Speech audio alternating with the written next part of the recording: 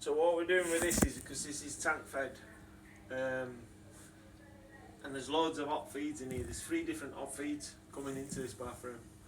So what I'm going to do is, my tap's going to go in here. So it's a tank, old tank system this. So I'm going to run a 22mm pipe straight up there, straight across, straight to the tank. Then from there, I'm going to go down through the floor, straight for my sink. They're the only 2 hots that I want in here. All the other hots, I'm going to cut them underneath the floor in here, cap them off, and if all changes in the future, we can just get rid of them. If they swap a boiler, we only need that hot feed. So they'll just stay dormant until someone else comes along, puts a combi in, and we'll only need 1 hot feed, which is the one what I'm going to be putting in up there. When I show you upstairs, you'll see what I mean. It's pipe work all over. So much. The hot at the minute is going all the way around the house before it's coming back to the bathroom, before it coming to this tap. Now the way I'm doing it, it's going to go straight up there, 2 meters, 3 meters, and it'll be straight on tank.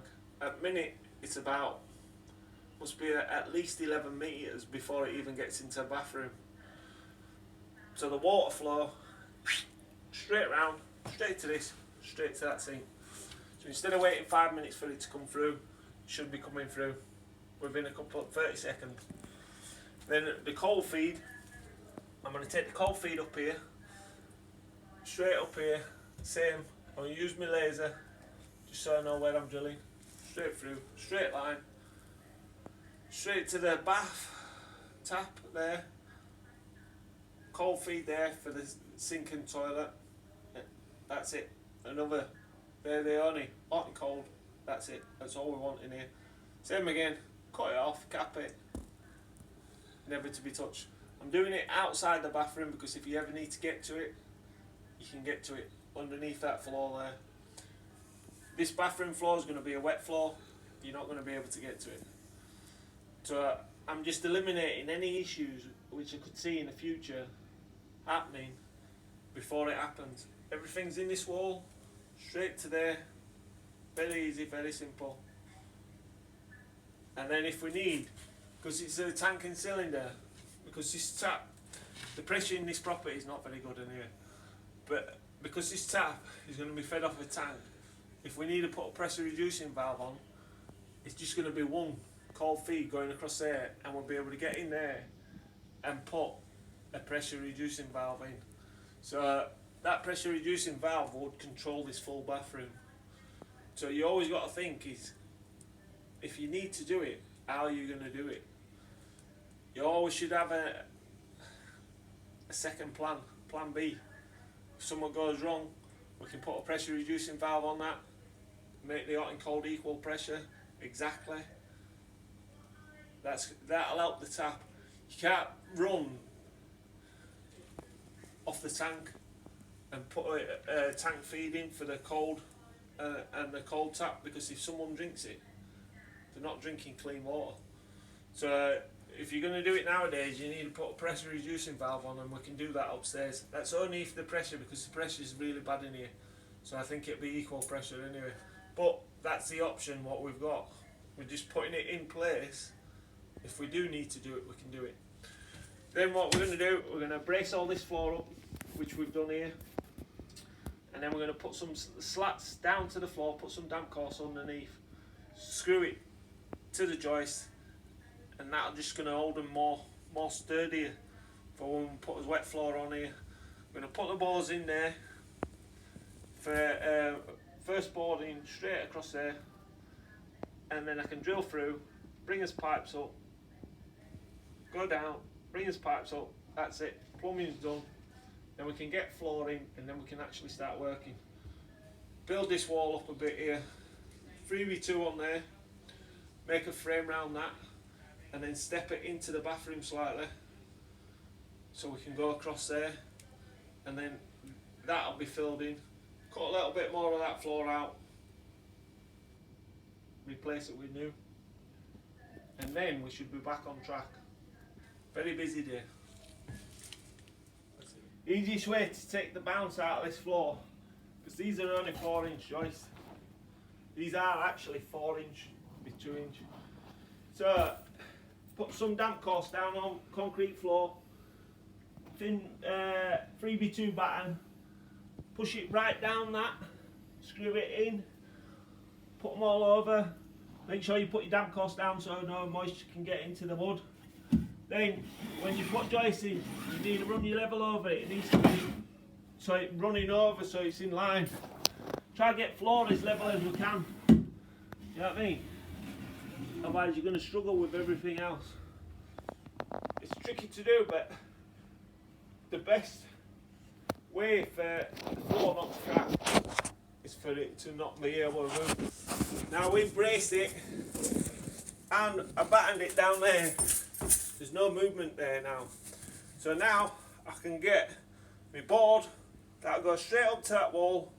That line's done, and then I'll put some more down there just for good luck. And this floor will be solid. Solid. And that's what you want. You want it solid, as flat as you can. If it's not level, you want it flat.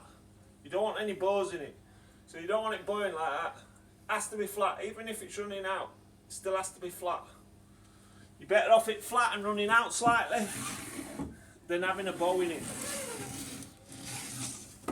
And that's what you want to be doing. That'll do. Forgot to mention, I also, did you see how that floor was overhanging over here? What I've done is, I've cut it back to the joist. If you can get back to a joist, you want to get back to a joist. Cut it back to a joist. Now I'm going to cut that lip off that floor. That's going to butt straight up onto the joist. Bish bash bosh, lovely. Be like a work of art. We'll get that board in and then we'll do everything else. And then for this side, I've got into the joist there. I managed to get screws onto them, but then I put some damp course down, stemmed it. That can't push down, can't push down, can't push down.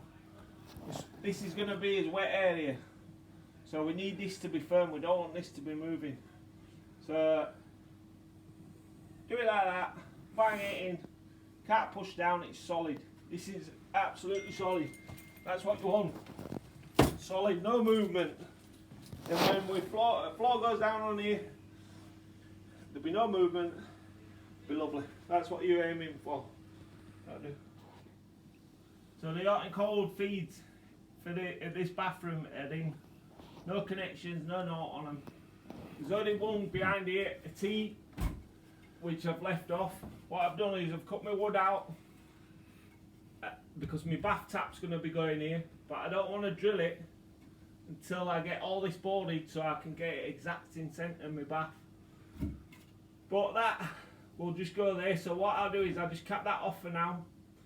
I'll leave that joined, connect it all up, fire water through it, put that in there.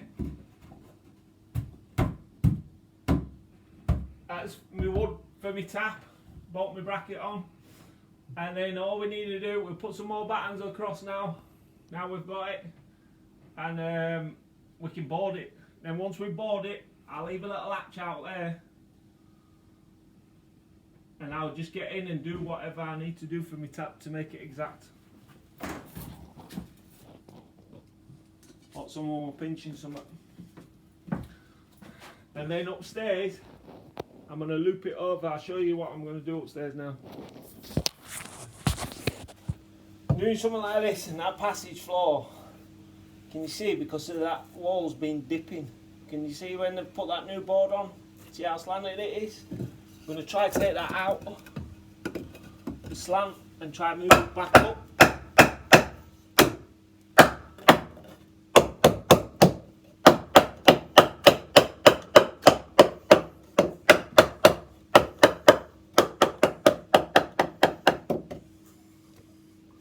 So it needs to move up at least 10 mil.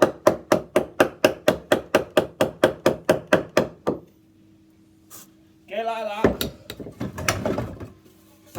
and then get yourself a levy, jack it back up. See that moving? Jack it back up like that.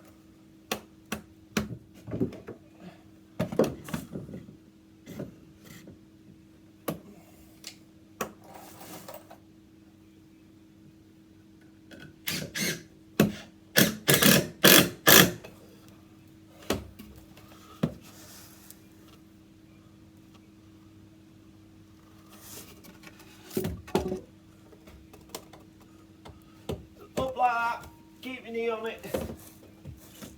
Nice big for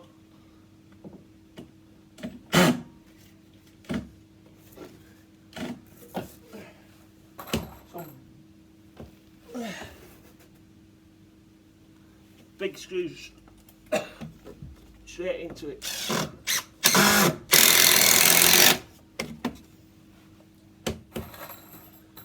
Keep your leg on it. Get a couple of more.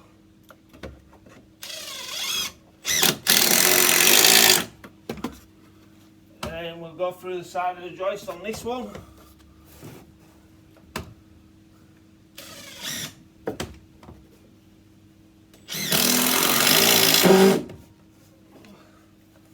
Beautiful. Then another one in there. It's still flush.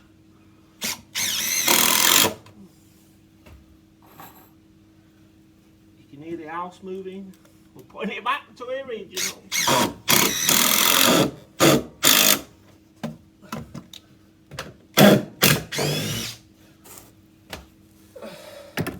See how it's lifted it up nicely? Beautiful. Back to normal now. So what we'll do, get a bit of the course.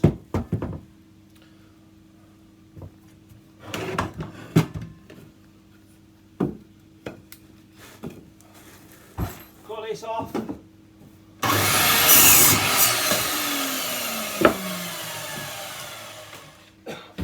Cut a bit of damp course. Put it on the concrete.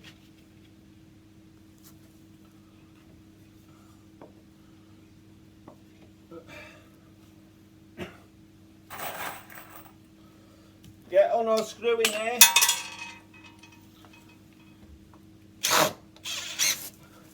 Make sure it is moving up.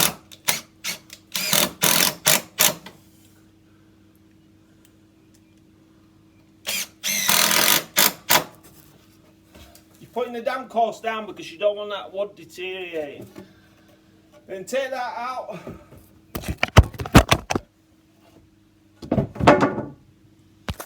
Knock my camera over. Take that out, check your wood on it, no gaps, no wobble, beautiful. Now the floor can go back down on that. We've cut all the bad bits out, we've painted it with some worm killer, just in case there's any eggs left, vacked it all out, and it should be good for another 100 years. So we've got a stud up, put us frame in there.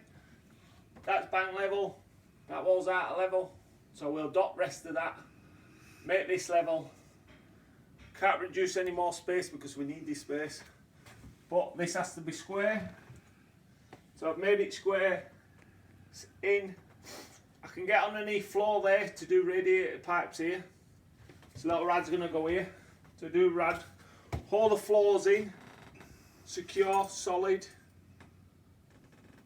and we're back on track. That wall's in. That's for me bath tap. I just need to board it and then make sure that we've got it exact centre. I've done the plumbing upstairs. I've connected that into the hot tank, connected the cold in, put valves on them. So tomorrow we should be back on track. So it's only put us back a day, which isn't bad for the amount of work what we've done. We've done a lot of work in here today. A lot of work. It might not look like it, but it is. Foundations to it. It's massive. So I'll just show you upstairs what I've done, and then we call it a night. Thank you for watching MJC Kitchens and Bathrooms. Don't forget to subscribe and don't forget to hit the like button. Cheers.